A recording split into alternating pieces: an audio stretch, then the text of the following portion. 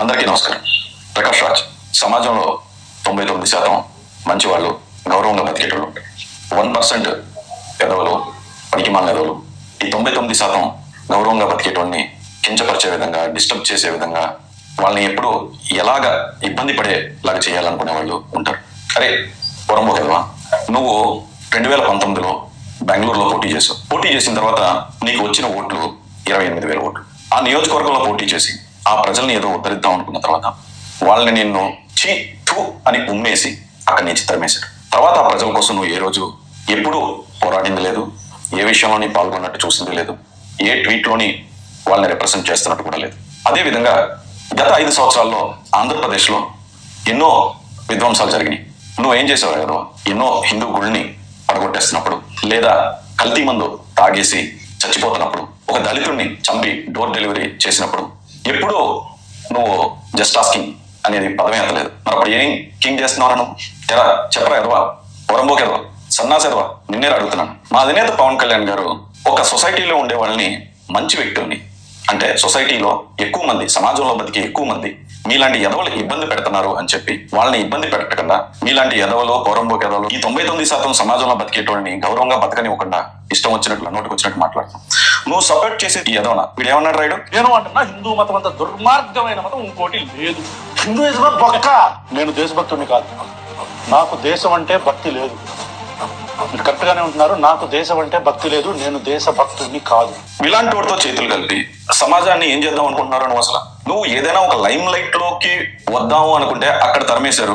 ప్రజల ఆదరణ ఎలాగా పొందలేవు. ఎలాగా నీకు ఏదో రాజకీయాల్లోకి రావాలనో, ఏదో పదవి తెచ్చుకోవాలనో ఉంది. రావాలి అంటే ఏకైక ఛాన్స్ దొరికింది ఏంటి అంటే డబ్బులు ఇస్తే ఎవరినైనా తిడతావు. నువ్వు ఏదో అని ఇండస్ట్రీ అంతా తెలియటం వల్ల సినిమా ఛాన్సులు తగ్గిపోయినాయి. ఇప్పుడు నీ బ్రతుకు తెరువు కోసం ఇంకో దుర్మార్గమైన మార్గాన్ని ఎంచుకుని ఈ వైసీపీ వాళ్ళు ఎవరన్నా తిడితే పదవులు ఇస్తున్నారు, డబ్బులు ఇస్తున్నారు అంటే మా అధినేత పవన్ కళ్యాణ్ గారి మీద పట్టం. అంతే కదరా నీకు తెలిసింది? ఇంకోటి ఏదైనా తెలుసా? నువ్వు సమాజానికి దేనికి పుట్టావని మన ఇంటర్వ్యూ చూశాను. ఆ ఇంటర్వ్యూలు ఏంటి? నదులు ఒడ్డున కూర్చుంటాను, వర్షాన్ని ప్రేమిస్తాను, అడవుల్ని నేను జాగ్రత్తగా చూసుకుంటాను అని ఆమె నేచర్స్ మ్యాన్ అన్నాం.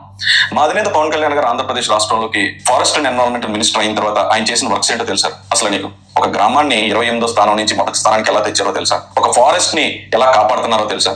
ఒక రివర్ ని పొల్యూషన్ ఎలా కాపుతున్నారో తెలుసా? అరే నువ్వు బ్రతకాలన్నా సరే, ఆంధ్రప్రదేశ్ లో నీకు నచ్చినట్లు బతకాలన్నా సరే, మా అధినేత పవన్ కళ్యాణ్ గారే ఆ డిపార్ట్మెంట్ నే, ఆయన సంబంధం ఉన్న డిపార్ట్మెంట్, సంబంధం లేని డిపార్ట్మెంట్ లోని కూడా సమాజానికి ఏది మేలైతే అది చేసుకుంటూ వెళ్ళిపోతుంటే ఆయన మీద ఇలాంటి ఎదవలతో కలిసి నువ్వు పెద్ద పనికిమాలిన ఏదో పౌరంబోకి ఏదో తయారయ్యో మాట్లాడడానికి జస్ట్ ఆస్కింగ్ అంట. ఏంట్రా జస్ట్ ఆస్కింగ్? సో ఇవన్నీ దేంటి అంటే 2 విధాలుగా ఎక్స్ప్లెయిన్ చేయొచ్చు. ఇప్పుడు ఇలాగా ఇప్పుడు నేను తిట్టినట్టు పొరంబోకి ఎదవా, పనికిమాలిన ఎదవా, సన్నాసి ఎదవా అని తిట్టడానికి చాలా మంది ఉన్నారు. చాలా మందికి మాట్లాడటం వచ్చు. కానీ నిన్ను ఇలా తిట్టద్దు.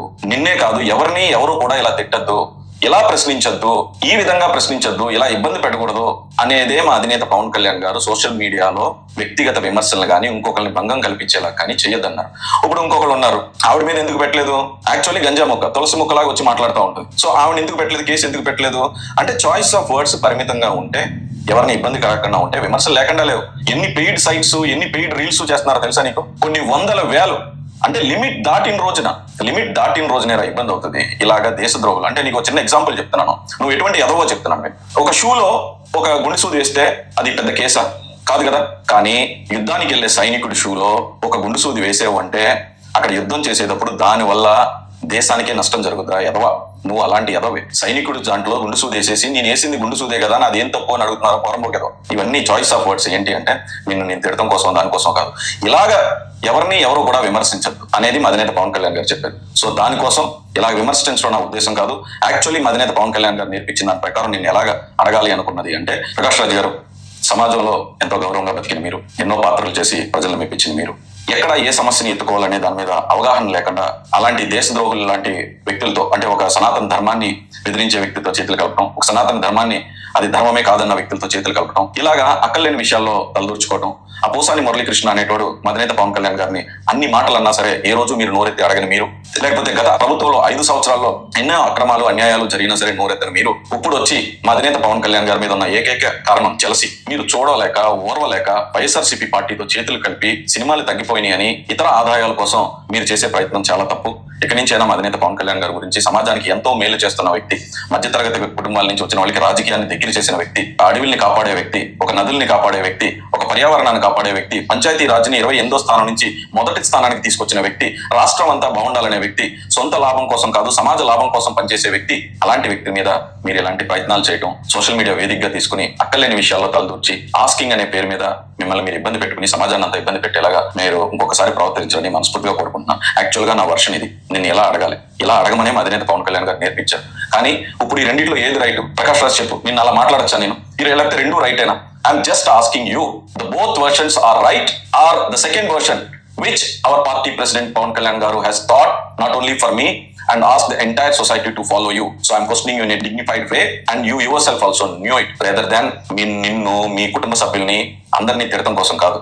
అది రైట్ ఇది రైట్ అంటే నువ్వే చెప్పు. I'm just asking you whether both the versions of questioning you is right or the way which our party president Pawan Kalyan Garu taught us is right. I'm just asking you and I'm expecting your reply. Thank you.